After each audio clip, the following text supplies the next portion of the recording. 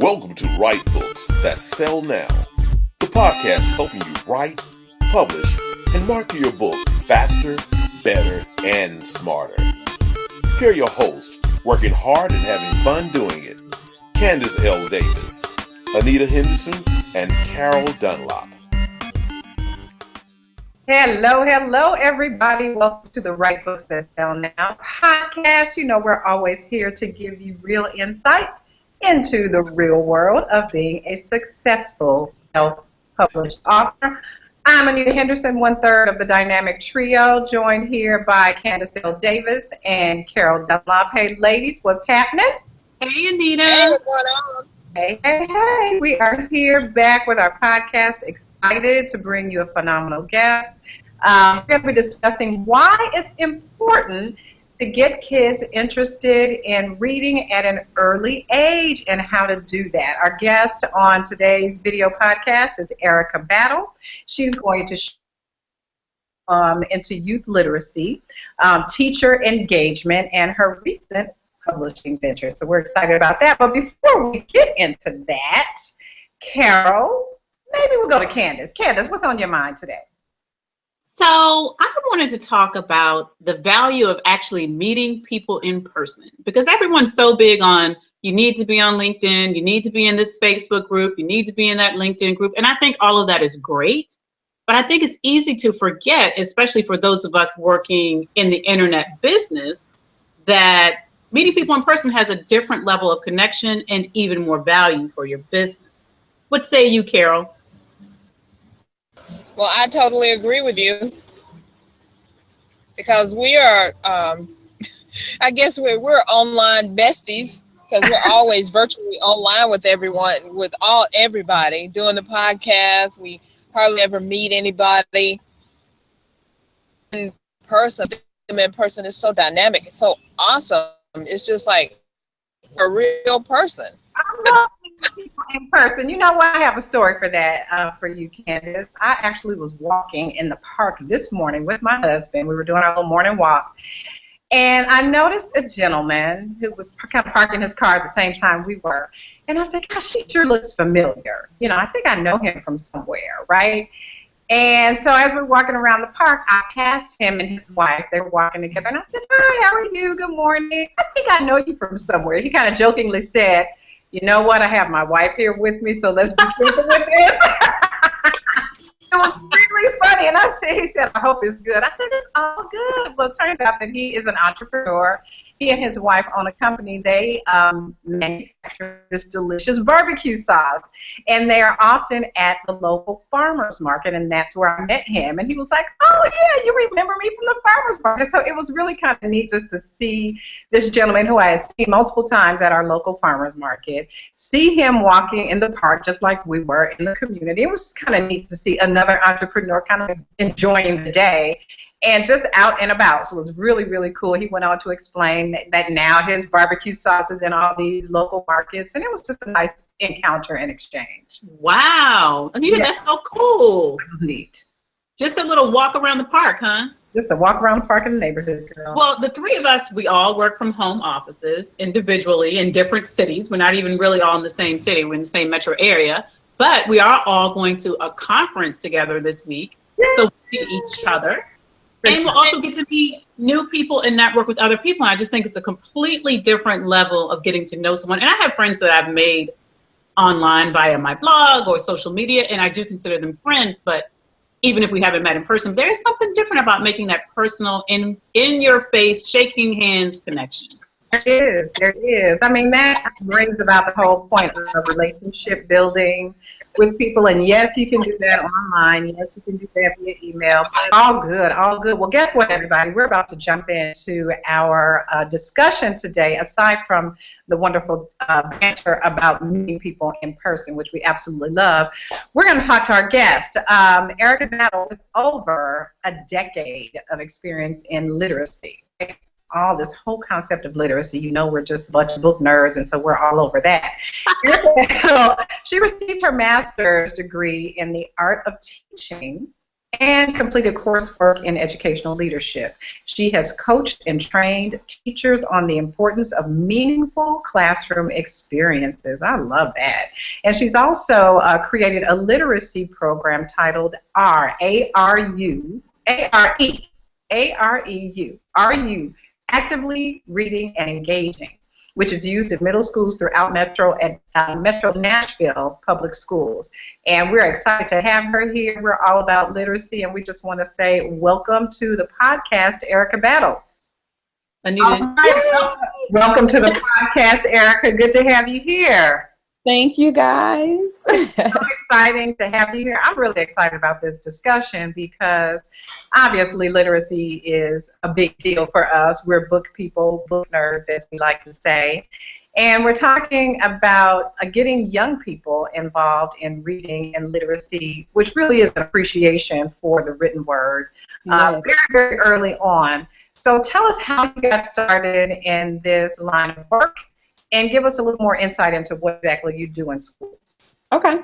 Well, I am a second career teacher, actually. I kind of fell into teaching when I lost a job and kind of needed to take care of my family, and I was a substitute teacher.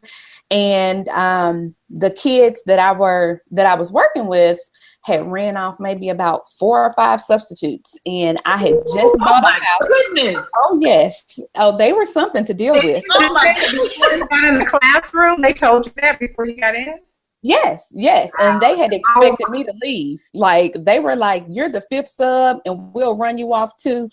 And I had to explain to them, well, see, I just bought a house and y'all are not bigger than Bank of America, so I'll be here every day.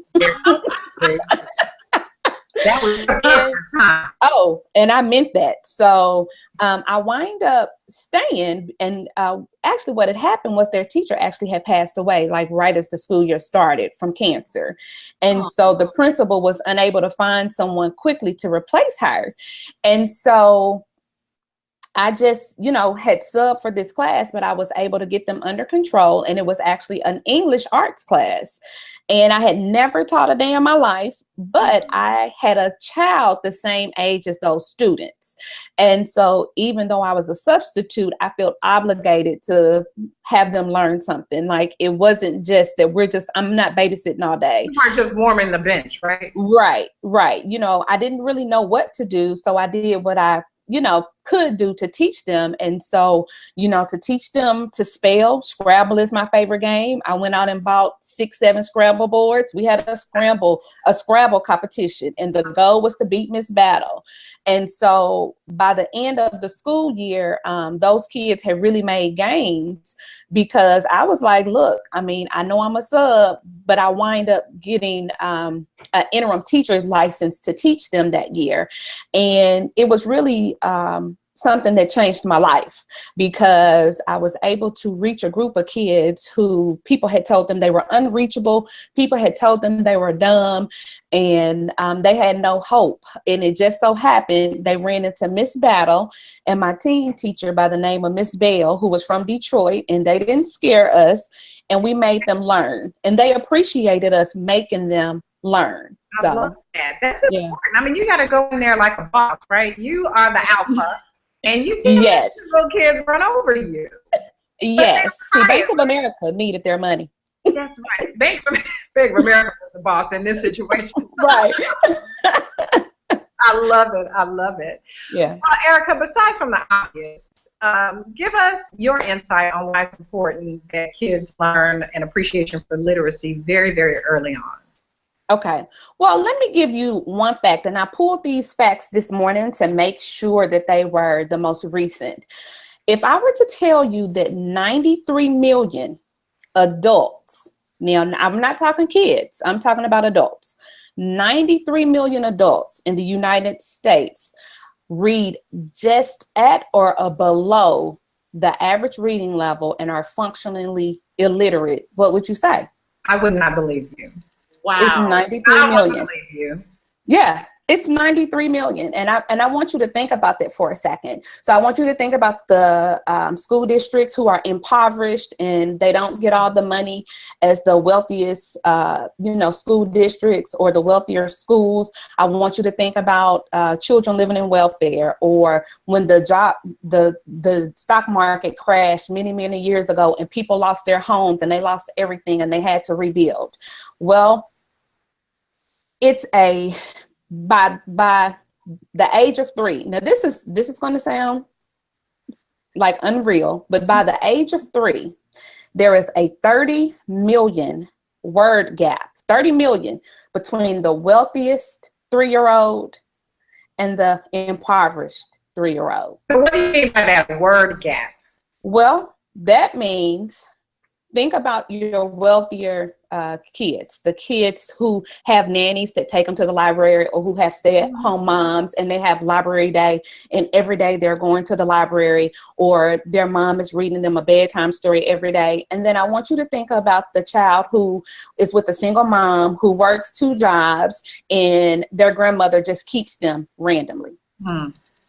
So that wealthy child, they're hearing words, new words, being introduced to technical words, not just he, she, and, those basic sight words. They're being introduced to words like giraffe or airplane, or things that an impoverished child wouldn't be privy to. And so what happens is, if I'm in poverty and I enter school at the same time as this child, I'm already behind, right? Because this child has much less evolved, I guess. Right. Yeah. And it kind of makes sense when you think about all the issues you brought up in terms of full-time working parents, whether it's a 2-parent household or a single-parent household. Although we don't want to use that as an excuse, because we do know many, parents who work full-time and single parents do a fine job educating their children, but there are some obstacles and some challenges for young people living in impoverished communities, and that's a reality. That really kind of brings it home. That's sad. What was the deficit? 30 million words? Yeah, 30 million words. Candace, what say you, Mama homeschooler? Anita, you're breaking up for me. Am I losing you? I can hear you, but I was asking you, Candace, what do you think about that word gap issue?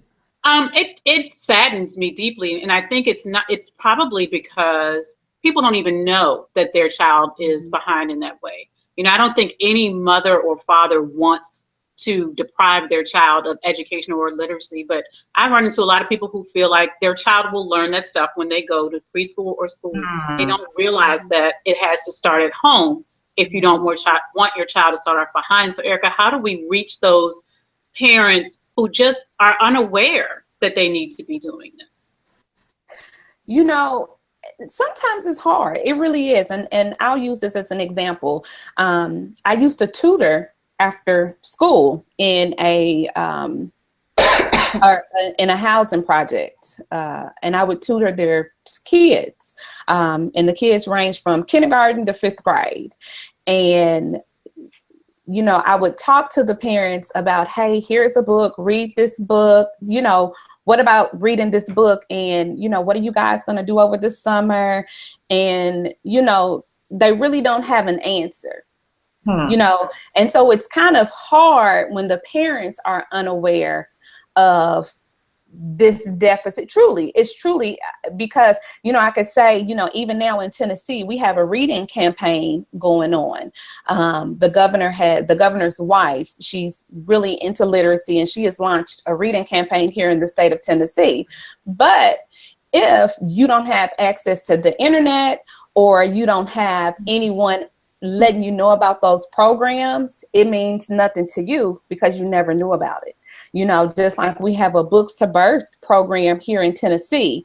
Well, a lot of times that program is signed up either at the hospital or, kind of like at the health department. Dolly Parton sponsors that. So we can get books out to all kids, no matter the socioeconomic status at all in Tennessee. But again, if you're unaware of those programs, it's hard to, you know, make one aware of something they don't even have access to. Yeah, I think there's a myth that everyone has access to the library, that there's a myth of the public library being on the street corner. I grew up in the country. You had to drive 10 to 15 minutes at least to get to a public library. So if you didn't have a car, or your family only had one car, you might not ever get to the library. You know, I have other relatives who live in the city, and some of the libraries have been closed. So there may only be 1 or 2 libraries within a very large area, and people don't necessarily have access. So I do think there's a myth that everyone has access to these things. I agree. These are some social and socioeconomic issues we're talking about as it relates to youth literacy. And I want to make sure that those who are watching and listening understand that this is not simply a problem for example, African-American youth, for brown children. This goes across the board, and I want you to confirm that, Erica, that, you know, as Candace said, she grew up in the country. There are a whole lot of other folks who are in the country and also don't have access to certain resources that, as you mentioned, the wealthier populations have. Why is it important, and how do we address those social issues and needs of children? Well, you know, it's been a big push for that social emotional learning here. You know, at one point, the country was pushing, we have to make sure that kids know content, and the focus on their social and emotional needs kind of went to the wayside. And so what they have found is by pushing those things to the wayside, manners and courtesy, just those simple things that we grew up on, our parents making sure that we said please and thank you, yes ma'am and no sir, and that we respected that authority, you can see that it's gone down. And it's a direct correlation between literacy rates and crime. And I'm gonna read this, and I pulled something and I'm gonna read it to you. One thing it said, and remember, I not once have mentioned race or color, because these are just facts. These are statistics, and we're taking into account everyone across the, you know, the United States. And it was not broken down by African American, Hispanic, or white, or by racial group at all. These are just the facts. And so one of the statistics was, it says that when nearly 85%, okay, of juvenile detainees are functionally illiterate. Wow. Okay. What's the percentage? 85%. 85%. That is astounding. Right. 85% of juveniles that are facing trial are functionally illiterate. Yeah. But even more so, 60% of inmates. Now I'm talking about just inmates. Convicted and yes, that are in jail are functionally illiterate. So what does that tell you about those literacy rates? Wow. It's alarming. It's truly alarming. It really is. And it encompasses everything. And, you know, at one point there was a big push for math and science and technology, and I'm all for it. But if I can't read, and if I can't navigate through just text, then I'm not going to be able to do that math. I can't read that science. I can't read the word problem in math. I can't. No. Formula. No. And all that right. And, you know, it was a big push that because, you know, we're the 21st century in the technology age, and, you know, kids need to be technologically savvy. And they, you know, it went away from, you know, just a regular old book, knowing how to navigate through a page on a book. And those skills, those basic reading skills, have gone to the wayside. And it tells you 2/3 of students who are not proficient, which means who cannot read on their grade level or a little bit above, by the 4th grade. Now we're talking about 4th graders. And it's a predictor. If those kids are not on their grade level or above, it's stated that they'll wind up on welfare. Wow. Yeah.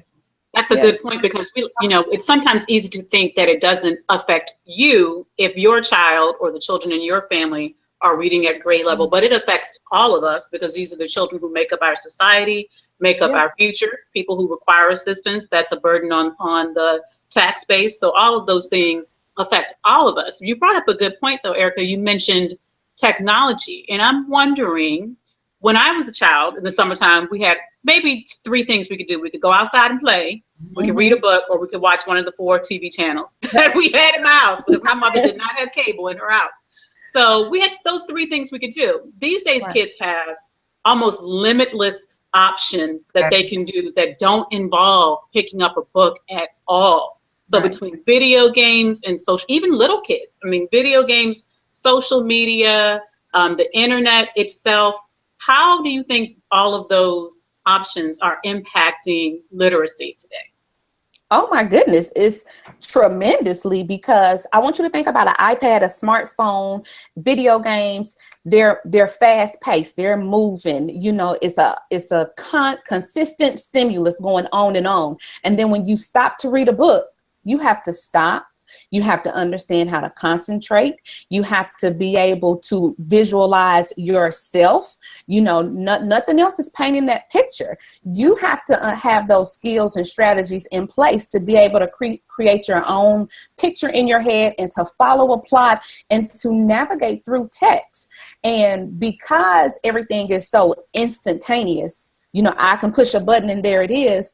Our kids have a hard time sitting down and concentrating and actually reading a book from cover to cover and understanding. And that's the truth. I think that's a really good point, and that speaks to patience, the virtue of patience that we all have such a challenge developing. But it also speaks to what you mentioned briefly a little while ago, which is social emotional learning. And to me, that speaks to self-esteem issues as a lead-in kind of to that. Let's talk a little bit about how self-worth and, self-esteem, the opinions of other people, how does that affect a child's literacy, their ability to read aloud in a group, that kind of thing? What's the impact of self-esteem? Well, we all know how mean kids can be. And we know how the snickers, if I'm reading out loud with my class and I mispronounce a word or I can't answer a question, you know what that does. You know, they're talking about you behind your back, and then they'll make fun of you, go into the cafeteria and, start studying your word again. Yes. And so what does that do to a person? It makes them either become a recluse, or I want to retaliate and become this bully. And because of that, now I don't even want to learn. I don't even want to participate because I don't want to subject myself to that ridicule anymore. And so, what they're starting to see in the educational system is addressing a kid's self-esteem and confidence, because if we even think about just culturally, our kids are introduced to so many more things than what we were introduced. I even have children, and me and my husband make sure to check in with them daily because I have sons, just to make sure that they're just navigating through life okay. Not even through school. Let's talk about life. How is school going? Are you having any issues? It just so happens, my kids are pretty well grounded. They're at a place where, they don't face a lot of ridicule because they are athletes, but at the same time, they're intelligent. And so, they don't face that. But what if they did? So not only am I having to deal with them emotionally and helping them navigate through situations socially, now I have to deal with the academic process with the children. And so the education system has seen that because we didn't continue with that character counts education, because at one point it was required that they did a type of character education, especially with the elementary schools, to talk about those 6 pillars of character traits every day, so the kids could continuously be reminded of what makes up a good character. Well, those things went to the wayside. And then not only that, our literacy and achievement rates went down as well. So with both of those going down, now you see what you see. You see a lot of juvenile crime, a lot of teens gravitating to gangs because, they're not being ridiculed with people who are like them. I would, I hate to say it, but girls would rather be an Instagram model and a video vixen than a doctor without the right guidance. Because, you know, hey, I'm not doing good in school. I don't need anyone talking about me. So I already don't feel good about myself. So what is being an Instagram model going to do? I'll get likes. Somebody will make me feel good about myself. Right. So That's unfortunate. And I know Candace wants to jump in, but I think we're going to take a quick break to acknowledge our sponsors, and then I want to get back to this conversation about the social emotional learning. We'll be right back. This episode is sponsored by Creative Services International, digital marketing experts who work with business owners, coaches, and authors, as well as entrepreneurs, to expand their brand, get more clients, and make more money with eye-catching designs and engaging marketing campaigns. You can visit them at www.csicorporation.com. Get the Write Books That Sell Now free video training series. It's absolutely free, and you will learn a bunch of tips, tricks, and hacks from each of us to help you finally get your book done.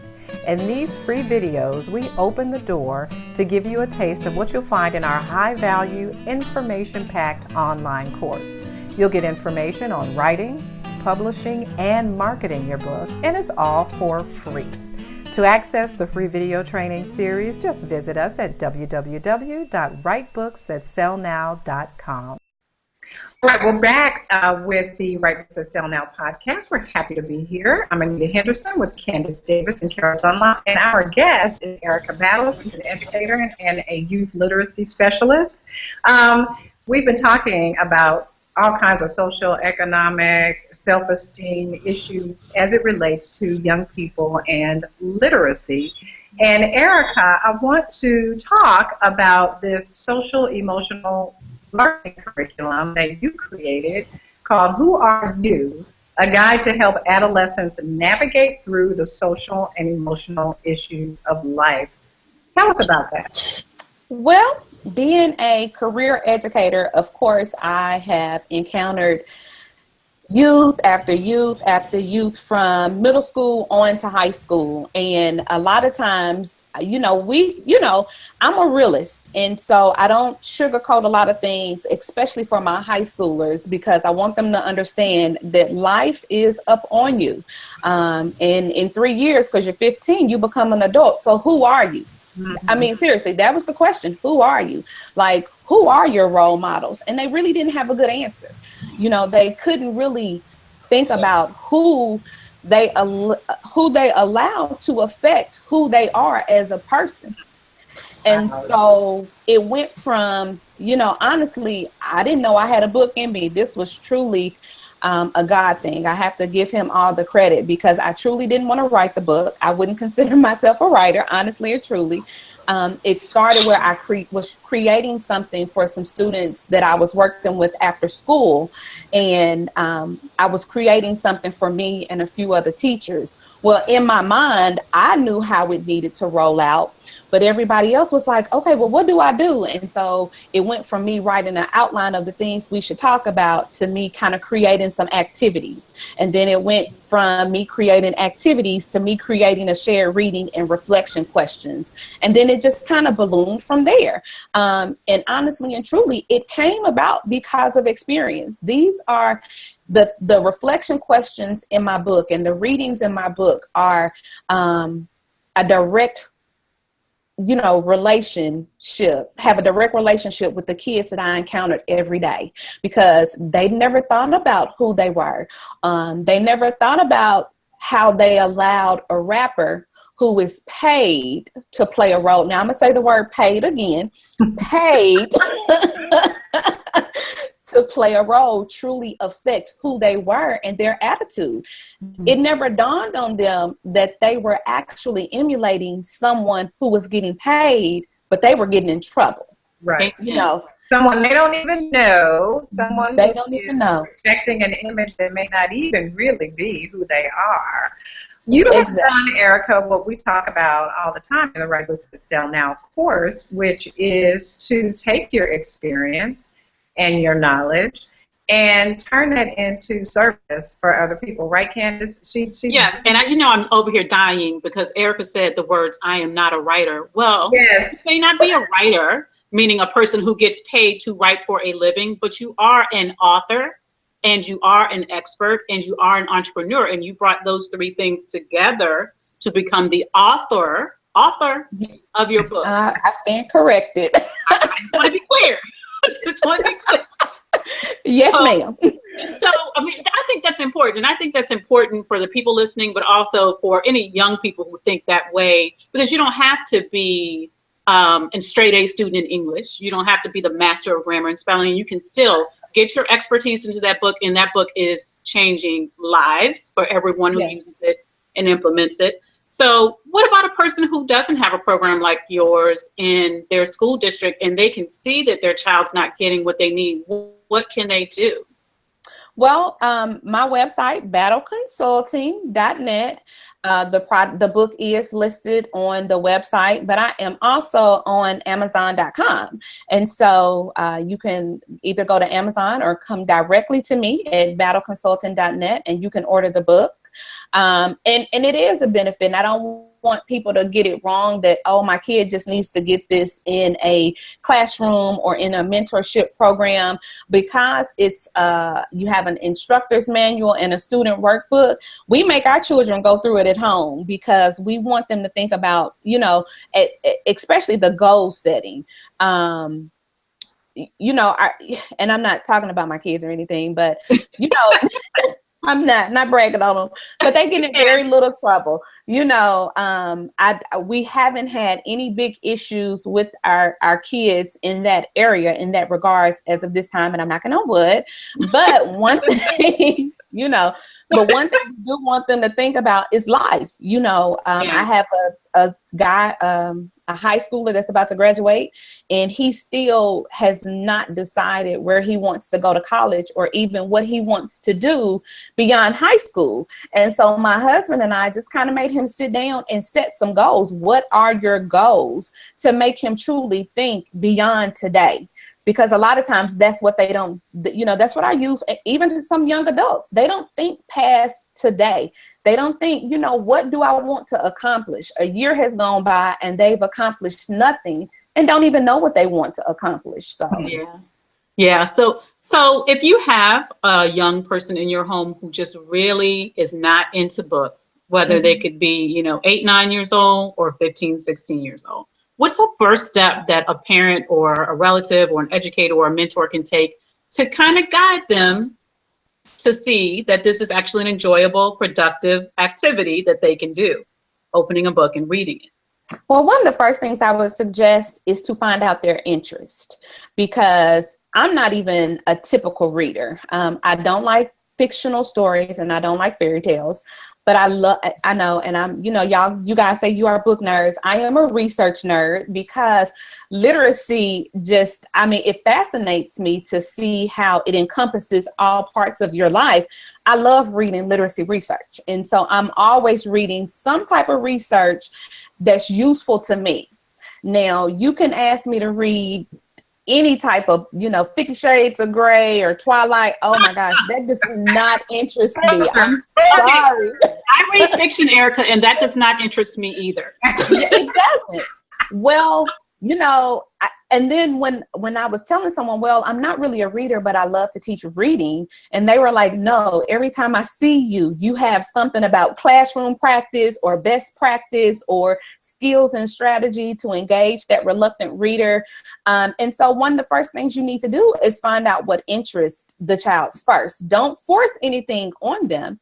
Find out what interests them. If they're truly into history, well, take them somewhere to not historical fiction, but historical nonfiction on a period of history that they truly enjoy. Mm-hmm. And they won't even feel like they're reading. It's just kind of like, oh, wow, I really, I like this part of history. And so this interests me so much. It's more like discovery at that point. They're discovering something new in a book. That's something they're interested in. Yeah. Yes. Yeah. And so that's one of the first things that I would say. Find out what interests them, not what interests you. And I'm going to throw this out here.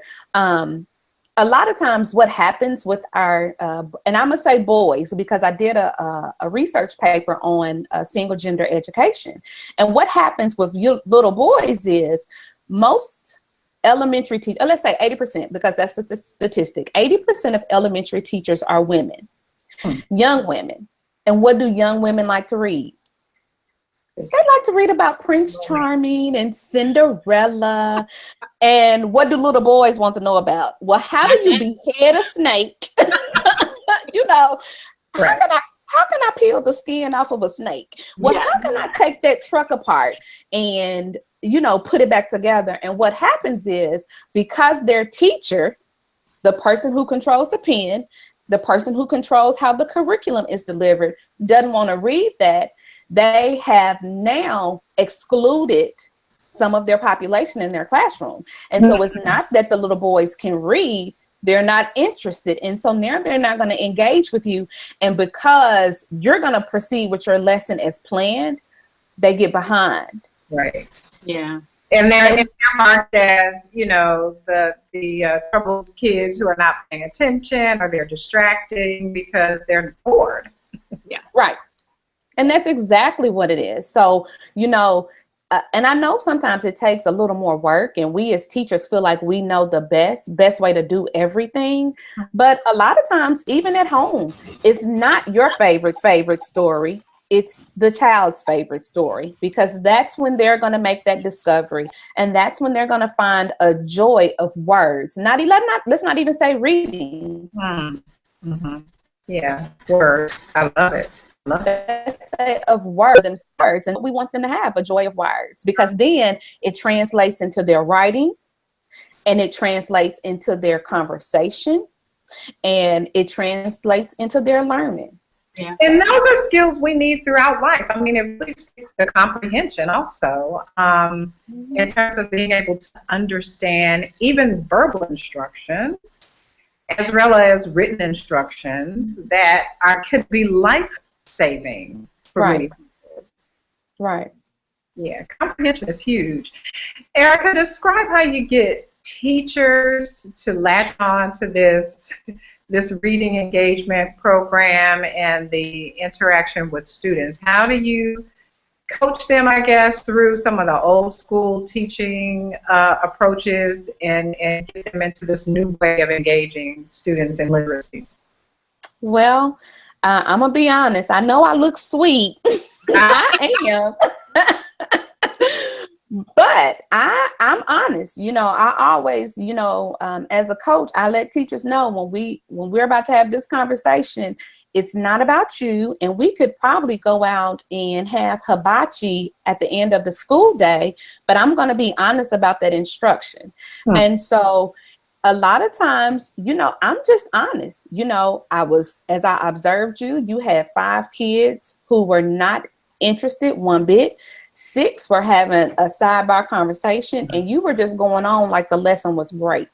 And so really, teachers need true, honest feedback. And they, you know, as teachers, we've gone through the program and we've taken our time to plan our lesson. And so we have fallen in love with what we've done. But the kids might not, you know, not so much. Just because it interests you, it doesn't necessarily interest the kid. And so, you know, some of the advice that I give teachers: never fall in love with your lesson plan, because you might need to change it for the benefit of your students. Right. Because I never, you know, one of my non-negotiables is to blame lack of mastery on the student. Because you're the instructor. That's like you going to school and you didn't pass one of your required education tests, and you blame it on your professor. Well, how can you be the opposite in the classroom? You're the master of the instruction.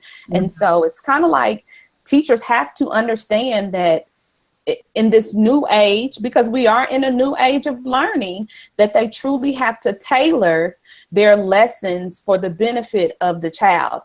Will it take maybe an extra 30 minutes? It may, but the benefits that you reap in the long run are well worth it. Yeah. Good point.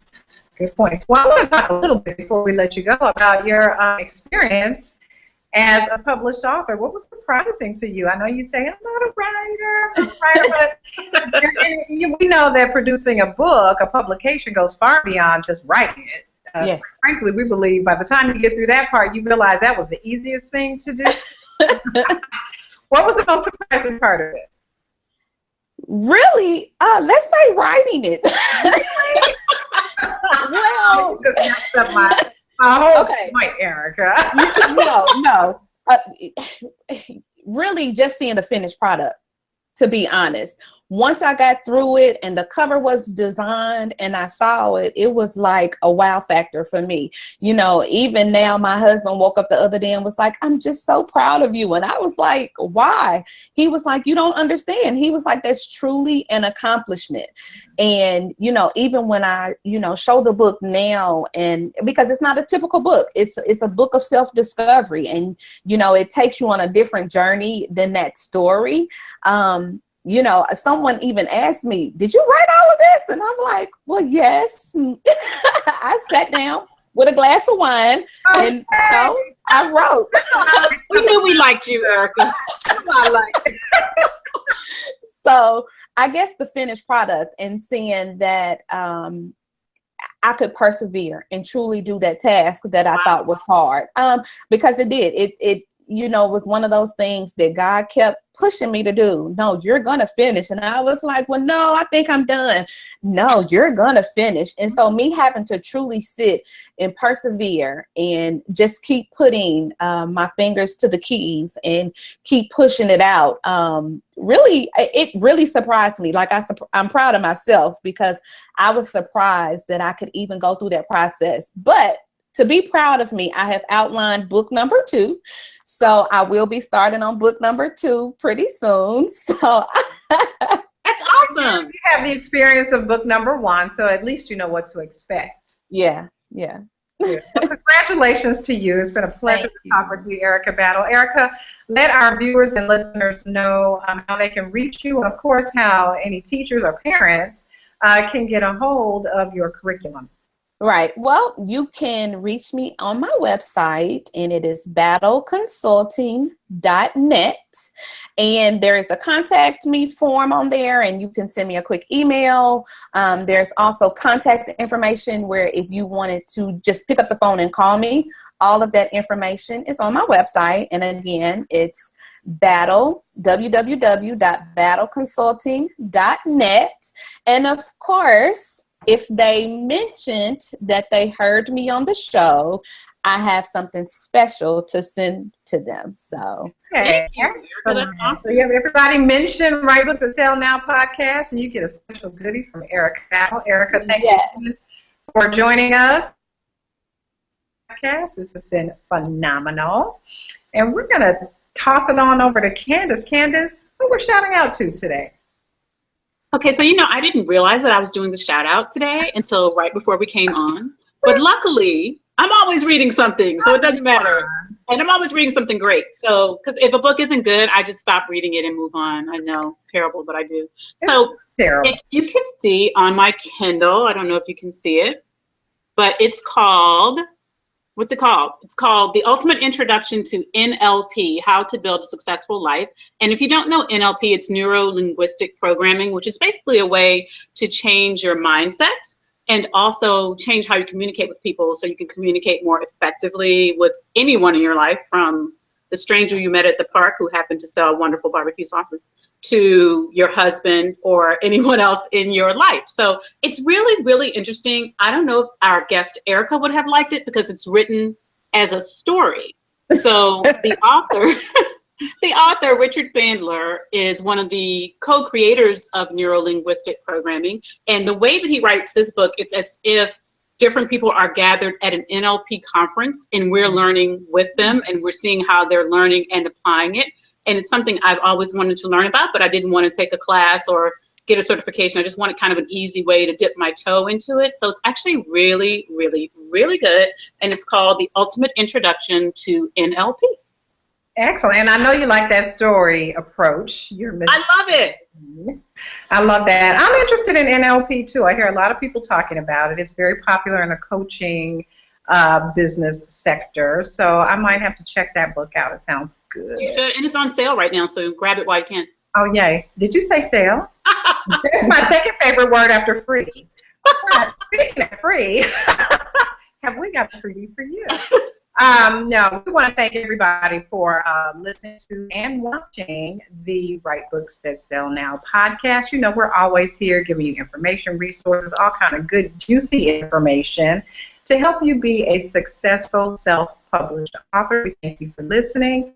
We are here and available for you. And speaking of that freebie I was talking about, we really do want you to access that free video training series that we love to share with people to help get you started on the road, on the right path to becoming a successful self-published author. You can find that at www.writebooksthatsellnow.com.